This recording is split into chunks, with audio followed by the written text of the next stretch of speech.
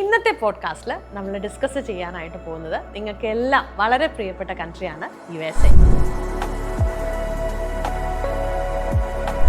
Last time നമ്മൾ ചെയ്ത New Zealand പോഡ്കാസ്റ്റിന് താഴെ ഒരുപാട് ആളുകൾ അറിയാൻ ആഗ്രഹമുള്ള കൺട്രി എന്ന രീതിയിൽ കമൻറ്റ് ചെയ്തിരുന്ന കൺട്രിയാണ് USA. അതുകൊണ്ട് തന്നെ ഇന്ന് നമ്മൾ ഡിസ്കസ് ചെയ്യാൻ പോകുന്നത് USAയുടെ ആപ്ലിക്കേഷൻ പ്രോസസ്സ്, പുതുതായിട്ട് വന്നിട്ടുള്ള വിസ റൂൾസ്, അതിനോടൊപ്പം തന്നെ നഴ്സസിന് എങ്ങനെ രജിസ്ട്രേഷൻ എടുത്ത് USലോട്ട് പോകാം. ഇതൊക്കെ ആയിരിക്കും ഈ ഒരു പോഡ്കാസ്റ്റിൽ ഡീറ്റെയിൽ ആയിട്ട് നമ്മൾ കാണുക. അമേരിക്കയിൽ പോയി പഠിക്കുക അല്ലെങ്കിൽ അവിടെ ഒരു കരിയർ സെറ്റ് ആവുക എന്നതൊക്കെ നമ്മുടെ നാട്ടിലെ ഭൂരിഭാഗം വിദ്യാർത്ഥികളുടെയും വലിയൊരു സ്വപ്നമാണ്. കഴിഞ്ഞ കുറച്ച് നാളുകളായിട്ട് US വിസയിൽ വന്നിട്ടുള്ള മാറ്റങ്ങളും റിജക്ഷൻ നിരക്കുകളും ഒക്കെ കണ്ട് എല്ലാവരും തന്നെ ആശങ്കയിലാണ്. പക്ഷേ എനിക്ക് നിങ്ങളോട് പറയാൻ ഒറ്റ കാര്യമുള്ളൂ, നമ്മളിങ്ങനെ ചെറിയ ചെറിയ മാറ്റങ്ങൾ വരുമ്പോൾ അതിനെ ഭയപ്പെടുകയല്ല വേണ്ടത്. പകരം കൃത്യമായ പ്ലാനിങ്ങിലൂടെ കുറച്ചും കൂടെ കൃത്യതയോടുകൂടെ കാര്യങ്ങൾ ചെയ്യുക എന്നുള്ളതാണ്. നിലവിൽ ഇന്ത്യയിൽ നിന്നുള്ള US സ്റ്റുഡൻറ് വിസയുടെ റിജക്ഷൻ റേറ്റ് എന്ന് പറയുന്നത് ഏകദേശം 41%. അതായത് ഒരു ടൂറിസ്റ്റ് വിസയേക്കാൾ ഇരട്ടി സൂക്ഷ്മതയോടുകൂടിയാണ് ഇപ്പോൾ വിദ്യാർത്ഥികളുടെ ഫയലുകൾ അവർ പരിശോധിക്കുന്നത്. പലരുടെയും വിസ വെറും 2 മിനിറ്റിനുള്ളിൽ തന്നെ റിജക്റ്റ് ആവാറുണ്ട്. ഇതിനെയാണ് നമ്മൾ സെഷൻ 21(4)B എന്ന് പറയുന്നത്. ശ്രദ്ധിക്കേണ്ട മറ്റൊരു കാര്യം, കൃത്യമായ പ്ലാനിങ് ഇല്ലാതെ ഐവി ലീഗ് സ്കൂളുകളും മിഡ്-ടയർ സ്കൂളുകളും ഒരുമിച്ച് മിക്സ് ചെയ്ത് റാൻഡമായിട്ട് അപ്ലൈ ചെയ്യുന്നതാണ്.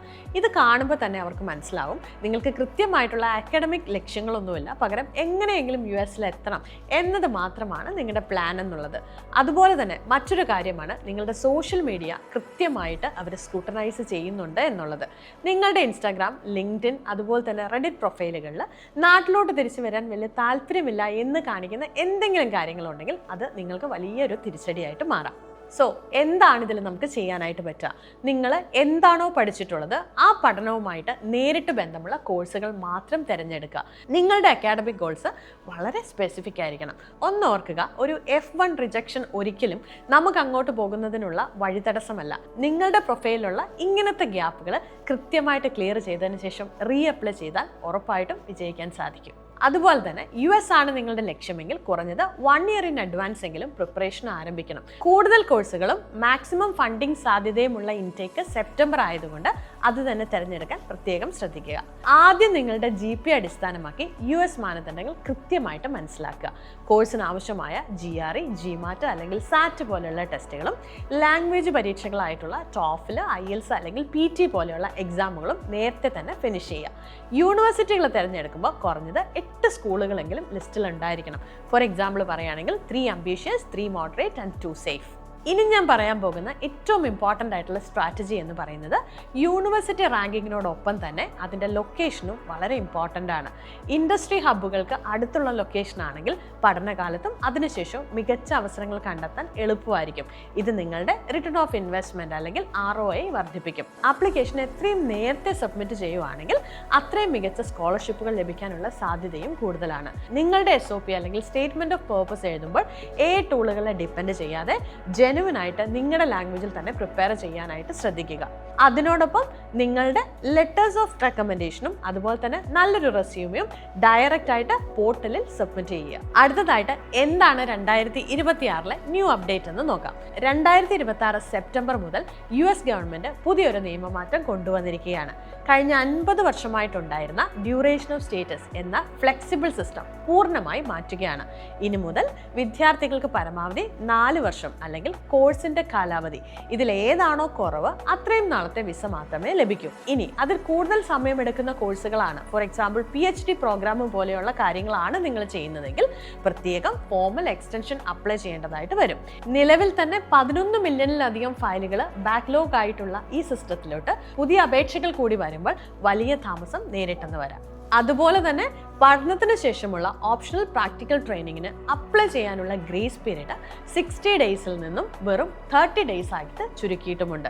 ഈ കുറഞ്ഞ ദിവസത്തിനുള്ളിൽ നിങ്ങളുടെ OPT പ്രോസസ്സ് ആയില്ലെങ്കിൽ നിങ്ങളുടെ I-94 എക്സ്പയർ ആവുകയും നിങ്ങൾ ലീഗൽ സ്റ്റാറ്റസിന് പുറത്താവുകയും ചെയ്യും. അതുകൊണ്ട് തന്നെ US-ലെ OPT ചെയ്യുന്നവരിൽ പകുതിയോളം പേരും ഇന്ത്യക്കാരായതുകൊണ്ട് തന്നെ നമ്മളെയാണ് അത് ഏറ്റവും കൂടുതൽ ബാധിക്കുക. ഇനി എന്താണ് ഇതിന്റെ സൊല്യൂഷൻ എന്ന് ചോദിച്ചാൽ, നിങ്ങൾ US-ലെത്തിയാൽ നിങ്ങളുടെ പ്രോഗ്രാം എന്നാണ് എൻഡ് ചെയ്യുന്നത് എന്നത് യൂണിവേഴ്സിറ്റിയിൽ കൃത്യമായി കൺഫേം ചെയ്യുക. കോഴ്സ് പൂർത്തിയാക്കുന്നതിന് കാത്തു നിൽക്കാതെ നിങ്ങളുടെ ഗ്രാജുവേഷന് അറ്റ്ലീസ്റ്റ് 90 ഡേയ്സ് മുൻപെങ്കിലും OPTക്ക് അപ്ലൈ ചെയ്യുക. അടുത്തതായിട്ട് രജിസ്റ്റേർഡ് നഴ്സായിട്ട് US എങ്ങനെ വർക്ക് ചെയ്യാം, അതുപോലെ തന്നെ റിട്രോഗ്രഷൻ്റെ ഇമ്പാക്റ്റ് എന്താണ് എന്നുള്ളത് നോക്കാം. നമ്മുടെ നാട്ടിൽ ഏറ്റവും കൂടുതൽ ആളുകൾ വർക്ക് ചെയ്യുന്ന ഒരു സെക്ടറാണ് ഹെൽത്ത് സെക്ടർ. അതുപോലെ തന്നെ നഴ്സസിൻ്റെ ഒരു സ്വപ്ന രാജ്യം കൂടിയാണ് USA. പക്ഷേ റിട്രോഗ്രേഷൻ കാരണം US പോകാൻ സാധിക്കില്ല എന്നാണ് ഒരുപാട് നഴ്സുമാരുടെ വിചാരം. US പോകാൻ ബുദ്ധിമുട്ടാണ്, പക്ഷേ അതിനർത്ഥം സാധിക്കില്ല എന്നല്ല. നമ്മുടെ നാട്ടിലെ നഴ്സുമാർക്ക് US മികച്ച കരിയർ സാധ്യതകളുണ്ട്. US നഴ്സിംഗ് രജിസ്ട്രേഷൻ പൂർണ്ണമായും പ്രൊവിൻഷ്യൽ അഥവാ സ്റ്റേറ്റ് വൈസ് ആണ്. ഒരു ഇന്ത്യൻ നഴ്സ് എന്ന നിലയിൽ നിങ്ങൾ അറിഞ്ഞിരിക്കേണ്ട ഏറ്റവും വലിയ വെല്ലുവിളി റിട്രോഗ്രഷൻ അഥവാ വിസ അനുവദിക്കുന്നതിലെ വലിയ ബാക്ക്ലോഗ് ആണ്. ഇന്ത്യയിൽ നിന്നുള്ള അപേക്ഷകരുടെ എണ്ണം വിസ കോട്ടയേക്കാൾ വളരെ കൂടുതലായതുകൊണ്ടാണ് ഇങ്ങനെ ഒരു പ്രശ്നം. ഇനി അടുത്ത വലിയ പ്രശ്നം NCLEX RN പാസ്സാവുക എന്നതാണ്. നഴ്സിംഗിലെ തന്നെ ഏറ്റവും ടഫായിട്ടുള്ള എക്സാമാണ് NCLEX RN. പക്ഷേ കൃത്യമായ പ്ലാനിങ്ങും എക്സ്പെർട്ട് ഗൈഡൻസും ഉണ്ടെങ്കിൽ വെറും 3 മാസം കൊണ്ട് ഈ എക്സാം നിങ്ങൾക്ക് പാസ്സാകാം. അതിനായിരക്കണക്കിന് എക്സാമ്പിൾ നീതൂസിൽ തന്നെയുണ്ട്. NCLEX RN എക്സാം പാസ്സായാൽ പോലും വിസ കിട്ടാൻ വലിയൊരു കാലതാമസം നേരിടേണ്ടി വരാറുണ്ട്. അതുകൊണ്ട് തന്നെ നിങ്ങൾക്ക് നാട്ടിൽ വാലിഡ് ആയിട്ടുള്ള ഒരു നഴ്സിംഗ് ഡിഗ്രിയും അതുപോലെ തന്നെ ആക്റ്റീവ് ആയിട്ടുള്ള ഒരു നഴ്സിംഗ് ലൈസൻസും ഉണ്ടായിരിക്കണം. അടുത്തതായിട്ട് എന്തൊക്കെയാണ് ഇതിന്റെ സ്റ്റെപ്സ് എന്ന് നോക്കാം. സ്റ്റെപ്പ് 1 എന്ന് പറയുന്നത് നിങ്ങൾ ജോലി ചെയ്യാൻ ആഗ്രഹിക്കുന്ന US ഏത് സ്റ്റേറ്റ് ആണോ അത് കൃത്യമായി തിരഞ്ഞെടുക്കുക എന്നുള്ളതാണ്. അവിടെ എന്താണ് ലാംഗ്വേജ് റിക്വയർമെന്റ് ആയിട്ട് ആവശ്യമുള്ളത്, IELTS ആണോ, OET ആണോ അതോ PT ആണോ എന്നതനുസരിച്ച് അത് ക്ലിയർ ചെയ്യുക. രണ്ടാമതായിട്ട് CGFNS പോർട്ടൽ വഴി നിങ്ങളുടെ സർട്ടിഫിക്കറ്റുകൾ വെരിഫൈ ചെയ്ത് ക്രെഡൻഷ്യൽ വെരിഫിക്കേഷൻ പൂർത്തിയാക്കുക. അടുത്തതായിട്ട് സ്റ്റേറ്റ് ബോർഡിന്റെ അപ്രൂവലോടുകൂടി NCLEX RN എക്സാം ആദ്യ ശ്രമത്തിൽ തന്നെ പാസ്സാകുക.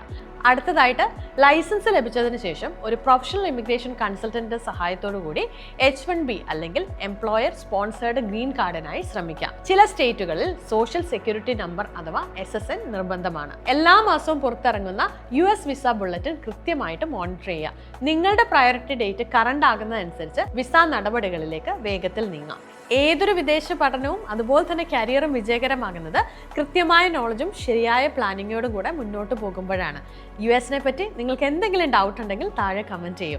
അതുപോലെ തന്നെ അടുത്തത് ഏത് കൺട്രിയാണ് നിങ്ങൾക്ക് അറിയാൻ ആഗ്രഹം എന്നത് കമൻറ്റ് ചെയ്താൽ നമുക്ക് അടുത്ത പോഡ്കാസ്റ്റിൽ കാണാം. Thank you. 15 വർഷത്തെ വിശ്വാസം, ഇനി വിദേശ വിദ്യാഭ്യാസം വിശ്വസ്തരിലൂടെ. Neethu's study abroad.